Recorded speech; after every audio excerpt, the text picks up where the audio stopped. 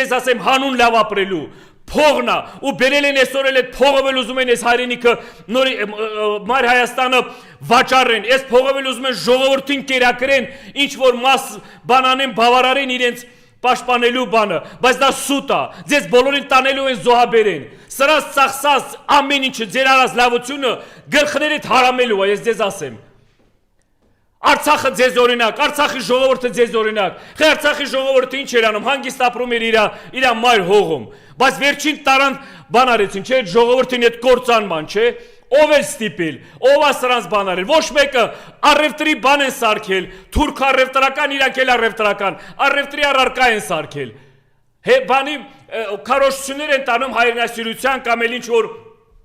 հայրենիք, նոր հայրենիք, ինչ նոր հայրենիք արա, նոր հայրենիքը որն է, այս հայրենիքը հազարամյա տարիներ գոյատևել է այս ազգը, այս հողի վրա, ինչ նոր հայրենիքի մասին